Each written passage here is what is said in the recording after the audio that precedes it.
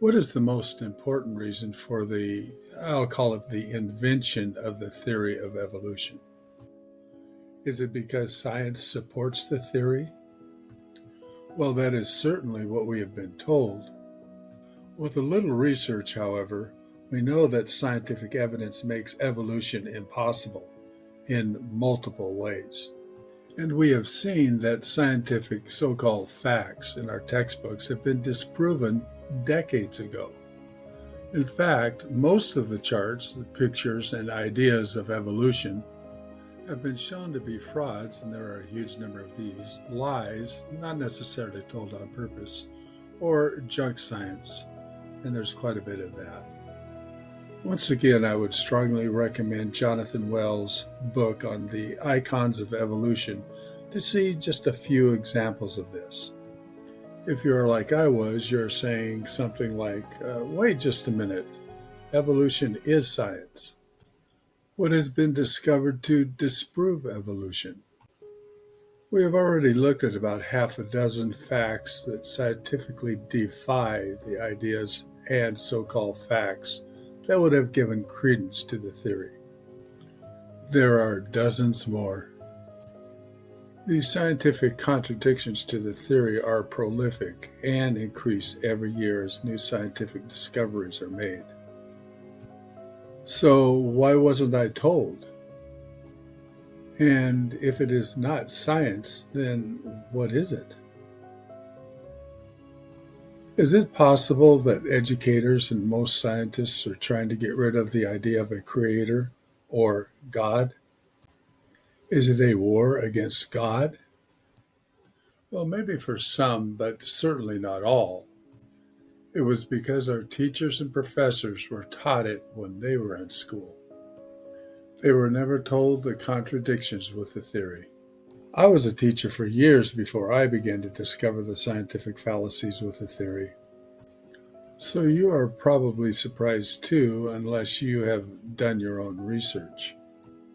In fact, there is a good chance that you simply do not believe that there are dozens of contradictions between evolution and science.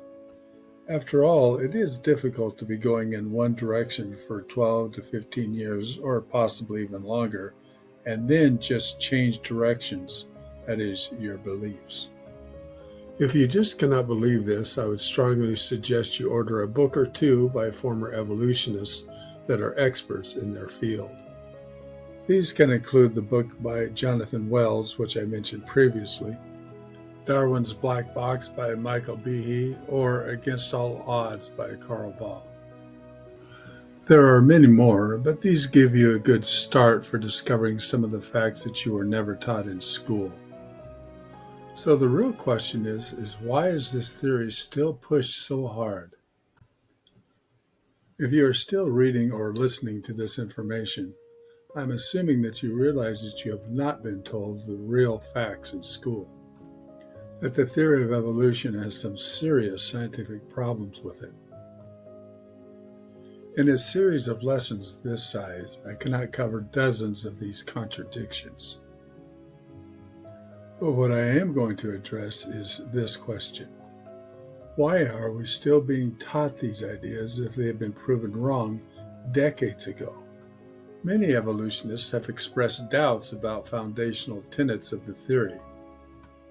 C. Loring Brace let his doubts be known about Darwin's theory when he said, quote, readers of American scientists may not realize the extent of which a major part of the field of biology and almost all paleontology has rejected Darwin's insights concerning organic evolution.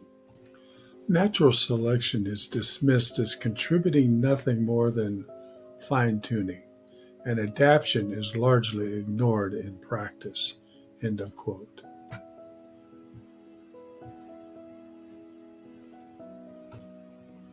So why do people still believe it? The reason may be a lot simpler than we would think. The theory of evolution seems to be nothing more than a religion that was, shall I say, invented to get rid of the need for God. Larry Azar admitted the problem in this way. Quote, I can understand the inherent difficulty in attempting to discover intermediate forms. My problem concerns the methodology of science. If an evolutionist accepts gaps as a prerequisite for his theory, is he not arguing from a lack of evidence? If a biologist teaches that between two existing fossils there was a non-existing and perhaps several others, is he not really like the man of religious faith who says, I believe even though there is no evidence? End of quote.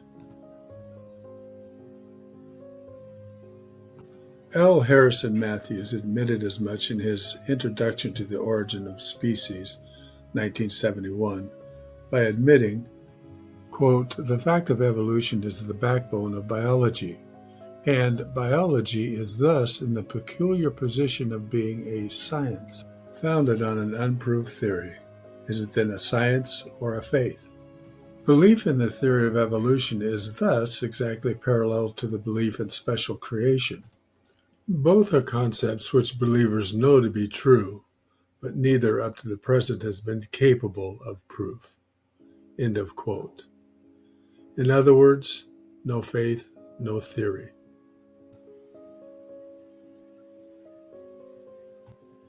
The mid-1800s was a time when progressives were looking for some kind of scientific theory to replace the need for a creator or God.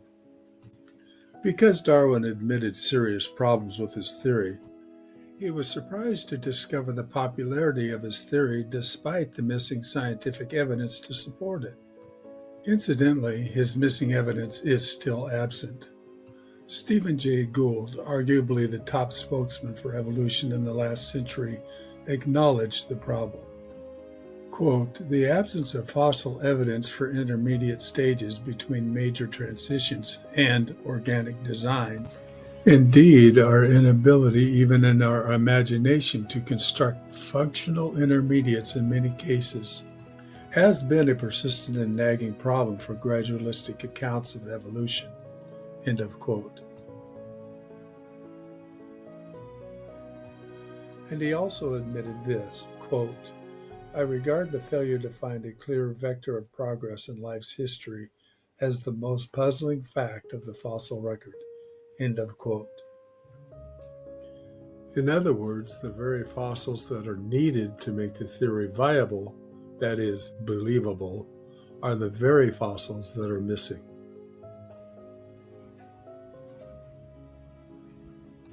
Darwin, in the latter part of his life, mentioned how surprised he was that so many people believed his theory as a religion.